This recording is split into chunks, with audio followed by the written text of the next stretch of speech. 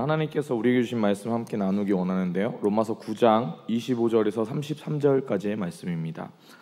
로마서 9장 25절에서 33절까지의 말씀, 저 여러분이 한 절씩 교독하겠습니다. 제가 먼저 읽습니다. 호세아서에서도 하나님께서 말씀하시기를 내가 내 백성이 아닌 자를 내 백성이라 사랑받지 못한 자를 사랑받는 자라 부를 것이다.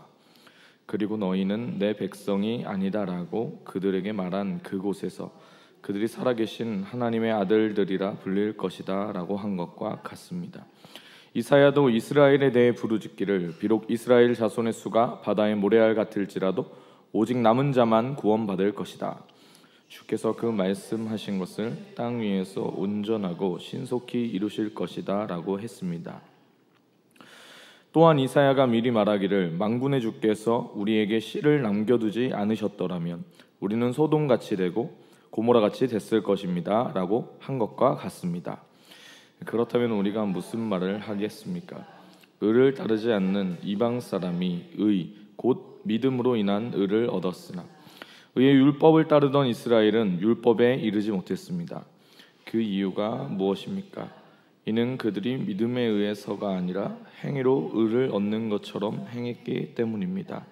그들은 걸림돌에 걸려 넘어지고 말았습니다. 한 목소리로 읽습니다. 기록되기를 보라 내가 시온의 걸림돌과 거치는 바위를 두리니 그를 믿는 자는 수치를 당하지 않을 것이다 라고 한 것과 같습니다. 아멘. 우리가 교회를 다니면서 우리는 나름대로 이 자기 자신의 그 삶이나 여러 가지 부분이 좋아졌다라고 믿는 경향들이 있는 것 같습니다. 조금 더 선해지고 조금 더 천국에 가까운 모습을 가지게 됐다라고 생각하는 것이죠.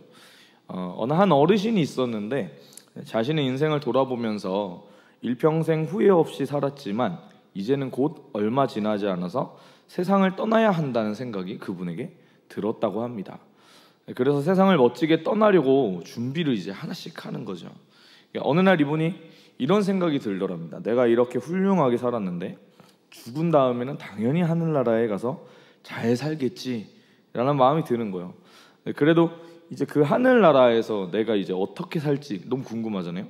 그래가지고 이제 하늘나라로 전화를 거는 겁니다. 전화를 이렇게 걸고 나서 하늘나라에 있는 교환에게 베드로를 좀 바꿔달라고.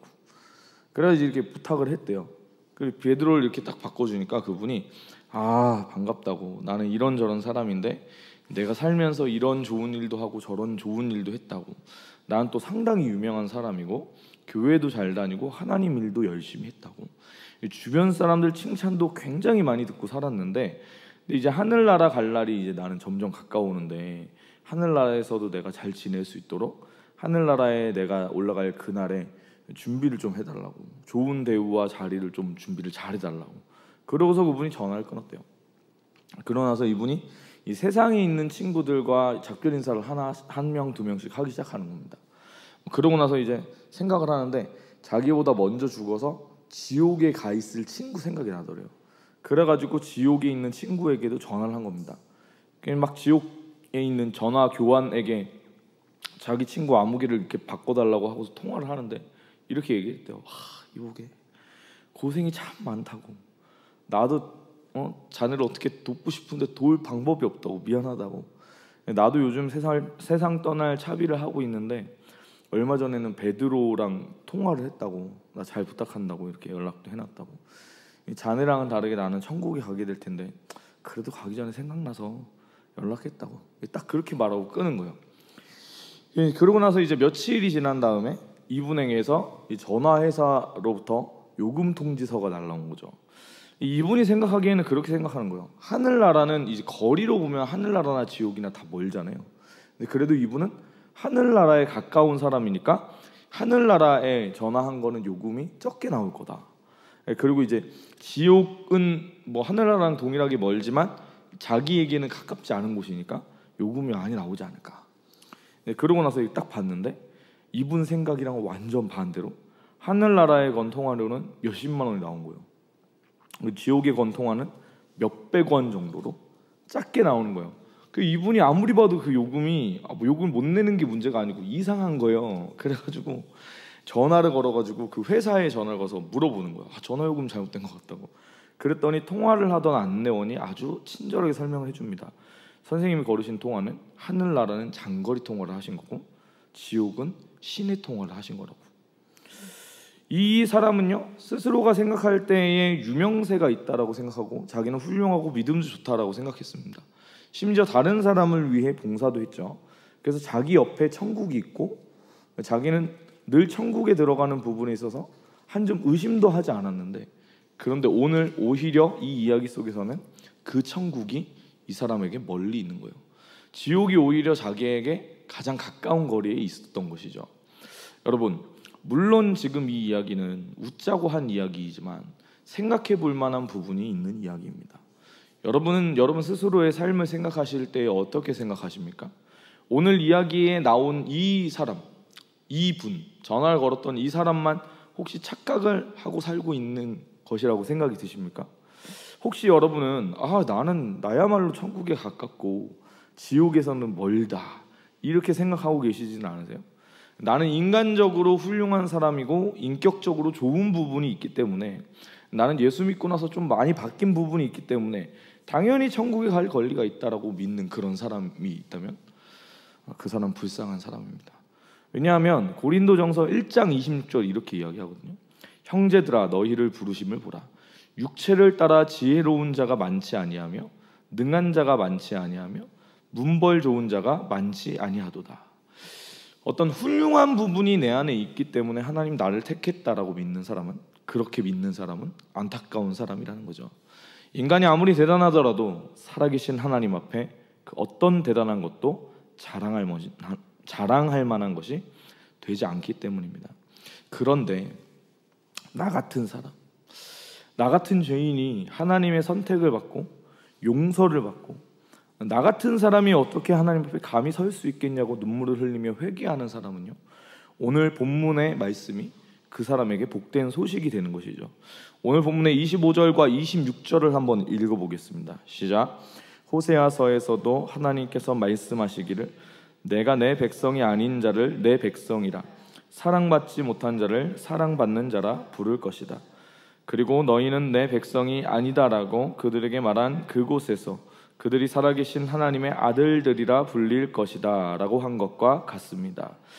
예수님을 믿게 되므로 진노의 그릇이었던 우리가 그 십자가로 인해 하나님의 백성으로 일컬음을 받게 된 것입니다.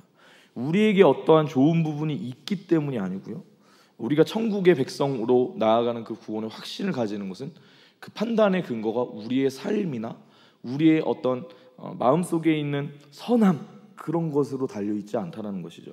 하나님의 사랑이 나를 선택하신 것입니다. 여러분, 오늘 그 사랑에 대한 감격이 여러분에게 있으십니까? 올해 예수님을 믿다 보니까 습관처럼 그냥 뭐 그렇죠 그렇게 생각하고 있지는 않으세요? 감동이 없고 감격도 사라지고, 처음에는 예수님 믿으러 교회 나올 때 생각해 보니까 조금 흥이 있었는데 이제는 시간이 지나가지고 이런저런 너무 익숙해져 버리니까 새로운 것들이 사라져가지고 교회는 그냥 이 정도 되는 데네, 그러고 나서 그냥 실망하고 있지는 않으십니까? 교회에 나와서 예배하고 기도하며 하나님의 집에 나올 때 이 집에 하나님이 거하셔서 그 주님을 만나게 되는 그 은혜로 인해 기쁘십니까? 혹시 그냥 그 하나님을 만나는 것은 생각하지 않고 그저 항상 왔기 때문에 이 자리에 오셔서 앉아있지는 않으십니까? 만약에 여러분 그렇다면 교회 안에 있더라도 세상에서 훌륭하고 유명하게 살아서 하늘나라를 당연히 들어갈 곳으로 여기며 살았으나 오히려 지옥이 더 가까웠다고 말하는, 제가 아까 들려드렸던 이야기 속의 사람과 우리가 별반 다를 것이 없을 수도 있는 것입니다. 실제로 이제 이렇게 생각했던 게 누구냐면 유대인들이었거든요.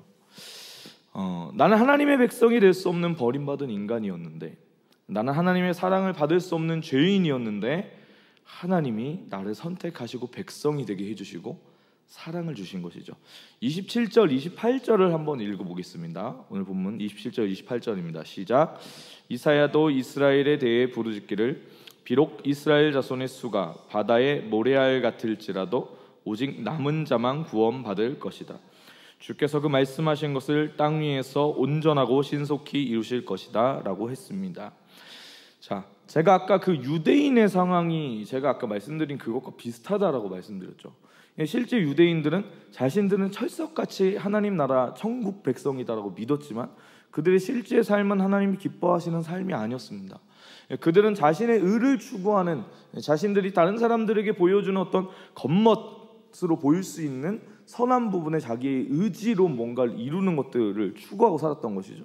하나님 주신 그 율법의 그 중심에 있는 사람을 살리고자 하는 아버지의 그 관계성 안에서 누려야 하고 반드시 지켜야 할 만한 그 마음의 중심을 지키지 아니했던 사람들이기 때문에 하나님께서는 이들 가운데 남은 자들만을 선택하셔서 구원을 받게 하신 것입니다. 그 27절에 써 있는 거죠.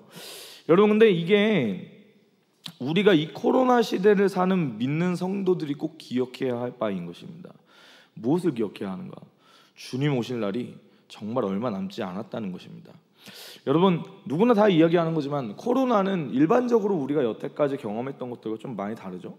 이전의 것들은 그냥 사라지고 지나갔다라면은 이제는 사람들이 다 얘기하는 게 위드 코로나를 이야기합니다. 코로나 이전에 우리가 누리던 1년 전에 여러 가지 집회를 하고 기도회를 하고 막 그랬던 것들이 이제는 정말로 그 이전의 일들이 돼버린 거예요. 너무 많은 차이점이 있다는 것입니다. 우리가 이걸 보면서 생각해야 될 건 참 말세구나, 이 생각을 사실 해야 되거든요. 여러분, 그래서 이 시기에는요, 우리 각자의 믿음이 알곡인지 가라지인지가 반드시 분별되게 되는 시기라는 것을 기억하셔야 됩니다. 뭐 그렇다고 해서 이 오목사님의 신앙은 내가 보기에 이렇습니다 저렇습니다, 교회가 보기엔 이렇습니다 저렇습니다, 그렇게 얘기하는 시대가 되었다고 얘기하는 게 아니고요, 각자가 자신의 믿음이 올바르게 서 있는지를 꼭 분별해야 된다는 거예요. 자기 자신만의 그 믿음의 중심이라는 것은 자기와 하나님과의 그 관계 안에서 하나님과 자신만이 아는 것이기 때문입니다. 중요한 것은요, 오히려 지금 이 시기에, 이 어둠이 가득한 이 시기에 정말 중요한 것은 내 영혼의 문제, 내 믿음의 문제를 이제는 진지하게 고민해 봐야 한다는 거예요. 여러분, 우리 담임 목사님이신 김경문 목사님 말씀하시는 것처럼, 목사님이 무슨 말씀하시냐면 하루에 15분 기도하는 거에 대해서 말씀하시거든요. 여러분, 하루 15분 기도하십니까? 이게 약간 그런 거일 수 있어요. 전 나름대로 이걸 좀 찾아보고 연구도 해봤는데 1900년대에 전설적인 부흥사였던 이 분 중에 무디 목사님이라는 분이 있었습니다. D.L. 무디라는 목사님인데, 한 번은 이분이 이제 다른 목사님들이 모인 자리에서 질문을 받았다고 합니다. 목사님, 어떻게 하면 교회를 부흥시킬 수가 있습니까? 라고 이렇게 D.L. 무디에게 물어봤는데, 이 무디 목사님이 이렇게 얘기했다고요. 만약에 여러분 교회 중에 교인들 중에서 자기 영혼의 문제를 매일 하루 중에서 5분간만씩이라도 진실하게 생각하고 기도하는 그런 교인 20명만 확보할 수 있다면 여러분의 교회는 틀림없이 부흥할 것입니다. 여러분, 우리 목사님이 이야기하는 게 15분이지만 사실은 5분인 겁니다. 왜냐하면 5분씩 3번 이어서 15분인 거거든요. 재미난 건 뭐냐면은 그 5분을요 지키는 게 쉽지가 않습니다. 코로나 시대의 믿음과 신앙에 대한 것이 중요하다 이 얘기를 듣지 않고 이 중요하다는 걸 모르는 사람이 어디 있겠습니까? 다 알죠. 알기는 하는 겁니다. 그런데도 여러분, 우리는 여전히 삶의 다른 어떤 문제들이나 여러 가지 그런 부분들에는 몇 시간씩 투자를 하고 고민을 하는 것이죠. 그런데 우리가 정작 하루를 살아가면서 내 영혼을 살게 하는 그 5분은 선택하지 않는 겁니다. 여러분, 기도할 때도 이것은 마찬가지입니다. 우리 기도의 대부분은 여러분 어디에 쓰고 있습니까? 여러분, 영혼의 문제에 대한 부분에 기도를 하고 있으십니까? 하나님, 내 영혼이 오늘 이 순간, 이 기도하는 순간 주님을 만나고 더 가까이 가길 원합니다, 그런 소원으로 기도하십니까? 아니면 내 영혼의 문제보다 내 육신의 것, 내 삶에 해결해야 하는 무언가만을 위해서 늘 기도하고 있지는 않으십니까? 정직하게 단 5분도 진지하게 내 영혼에 대해 바라보고 돌아보질 못하는 게 우리들이 아닐까요? 오늘 말씀은 우리에게 이렇게 말해줍니다. 하나님께서는 모든 사람을 다 구원하는 분이 아니십니다. 하나님께서는 남은 자를 통해 역사하신다는 것이죠. 이스라엘 중 모든 사람이 구원을 받는 것이 아니라 그들 중에 남은 자, 선택된 하나님의 사람이 구원을 받게 되는 겁니다. 지금은 여러분 정말로 내 영혼의 문제에 대해서 진실하게 고민해 보아야 하는 시기입니다. 왜 그러냐? 여러분, 우리 이전 세대와 지금 현재 나타나고 있는 문제들을 보면 아주 간단합니다. 교회를 백날 다녀도 우리의 삶이 바뀌지 않고, 우리의 행동이 바뀌지 않고, 입술의 말이 바뀌지 않고, 생각이 바뀌지 않는데, 그럼 교회를 다녀서 뭐 하겠어요? 내가 믿는 예수님의 그 복음이 내 자신의 삶의 그 문제를 해결하지 못하는 복음이라면 정말로 복음이겠습니까? 고민을 해봐야 되는 겁니다. 예수 그리스도의 복음은 문제가 없다면 그 복음이 우리에게 들어왔을 때 그 복음을 받아들이는 우리에게 어떤 문제가 발생한 것이죠. 복음이 우리의 삶에 복음되지 못하게 하는 무언가가 우리의 삶 가운데 있는 겁니다. 영혼의 문제를 바라보지 않고 그저 먹고 사는 부분의 문제, 내 육신의 안락함과 내 육신의 행복을 위해서만, 그래서 듣기 좋은 말로만 설교를 듣고 싶어하고 하나님께서 복을 주신다라는 이야기에만 집중하는 이 세대 가운데에 하나님께서는 남은 자를 찾으시는 겁니다. 여러분, 영혼의 문제를 바라보지 않고 삶의 문제에만 치여 살아오던 그 삶의 모습들을 회개해야 합니다. 하나님 앞에 서서 더욱 주님을 알아가길 바라야 하는 우리가 세상의 이야기, 내 삶에 당장 눈에 보이는 것들에만 잡혀서 살았던 것을 회개해야 합니다. 삶에 필요한 것들을 구하지 말아야 한다는 게 아니에요. 그것들만 바라보고 살았던 우리의 모습은 회개해야 한다는 겁니다. 그리고 결국에 이 부분이 나타내는 것은 무엇이냐면요, 예수님은 도대체 우리에게 어떤 분이신가, 그 부분에 대한 문제를 보게 하는 겁니다. 조금 길지만 오늘 본문의 30절에서 33절까지를 한번 읽어보기 원합니다. 시작. 그렇다면 우리가 무슨 말을 하겠습니까? 의를 따르지 않는 이방 사람이 의, 곧 믿음으로 인한 의를 얻었으나 이에 율법을 따르던 이스라엘은 율법에 이르지 못했습니다. 그 이유가 무엇입니까? 이는 그들이 믿음에 의해서가 아니라 행위로 의를 얻는 것처럼 행했기 때문입니다.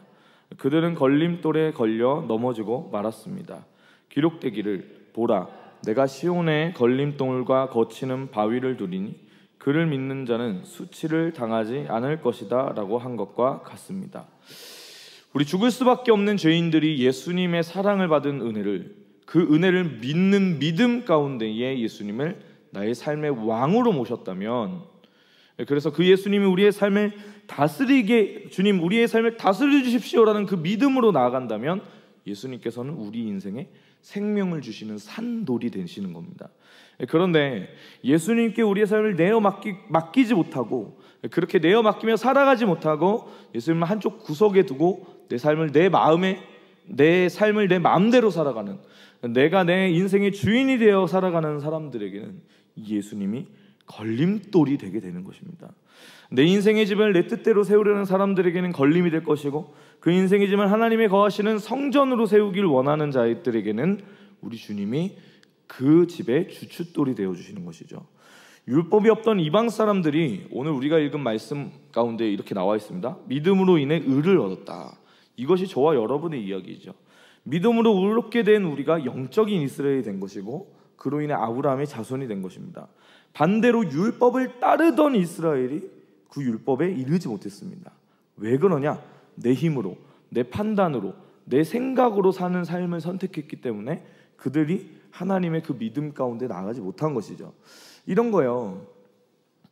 인생을 살아가는 데 있어서 프로는 없습니다. 다 아마추어죠.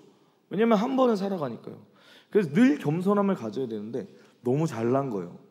너무 잘난 거예요. 그래가지고 나는 이렇게 나가는 순간 마치 서바이벌 게임을 하는 거랑 똑같아요. 서바이벌 게임을 하는 거여서 나가는 순간 나는 잘 생존을 할 수 있을 거야. 그러고 나서 온갖 전문적인 지식을 가지고 나가는데 다 죽은 겁니다. 누구만 살았냐면 아무것도 몰라가지고 그냥 한쪽 편에 움츠려서 앉아 있었던 사람만 살아남은 거랑 똑같은 거예요. 이 어려운 시기에 여러분, 우리가 우리 영혼의 문제를 돌아봐야 합니다. 우리 영혼의 문제를 바라보면서 나는 교회를 오래 다녔기 때문에 좀 많이 아는 것 같아. 내 예수님에 대해 좀 더 친밀한 것 같아. 목사님 설교하시는 부분 이런 부분은 이렇고 저런 부분은 이런데 이렇고 저렇고 여러 가지 많은 말들을 할 수 있겠죠. 정말로 중요한 것은 무엇이냐면요, 우리가 그 예수 그리스도와 어떤 관계인가. 그래서 그 예수님이 내 안에 주인 되셨음으로 말미암아 내 생각이 어떻게 바뀌었는가, 내 판단이 어떻게 바뀌었는가, 내 입술의 말이, 그리고 내 행동이 어떻게 바뀌었느냐가 굉장히 중요한 것입니다. 하나님의 은혜로 새 생명을 얻은 우리는요, 우리 자신의 의지로 사는 것이 아닙니다. 내 의지로 의로운 삶을 살겠다 말하는 모든 것은 잘못된 결과를 낳게 됩니다. 왜냐하면 그런 사람은 교회 안에 있으면서도 하나님을 드러내는 것이 아니라 자신의 의를 드러내기 때문입니다. 문제가 하나 있는데요, 믿는 성도들 안에서 그런 사람들이 너무 많다는 겁니다. 제가 오늘 전하는 이 말씀이 조금 무서운 말씀입니다. 그런데 그래서 이 시기에 남은 자에 대한 것을 생각해 보게 되는 겁니다. 여러분들에게 이야기하는 거지만 제 자신에게 동일하게 이야기하고 있는 겁니다. 나는 남은 자인가? 이 시대 가운데 여러분, 지금 시기를 보면 예수님 믿는 것이 너무 어려운 시기이지 않습니까? 예수님을 더 잘 믿으려고 하기보다는 그저 잘 먹고 잘 살고 우리 집이 잘 어떻게든 내 자식이 잘 되고 그거에 너무 집착하는 시대로 우리가 지금 살고 있습니다. 그래서 이 값싼 행복에 대한 것을 잡았기 때문에 무엇을 놓치고 있냐면 하나님을 알아가야 하는 그 거룩에 대한 추구, 경건에 대한 추구는 잃어버린 것이죠. 그래서 다 만나면 목사님 나 너무 힘들고 지금 이런 문제가 있고 저런 문제가 있고. 그래서 요즘에 있는 사람들은 그 어려움과 실패와 고난 가운데 주님 붙들고 하나님께 직접 배우려고 하기보다 사람을 찾아갑니다. 지금 시기가 그런 시기죠. 저는 제 스스로에게 오늘 설교를 들려주고 있는 겁니다. 물어보는 거예요. 오일기 목사야, 너는 정말 하나님이 이 시대 가운데 남겨주신 그 소망을 두고 있는 남은 자냐? 우리의 믿음의 중심이 온전히 회복되길 소망합니다.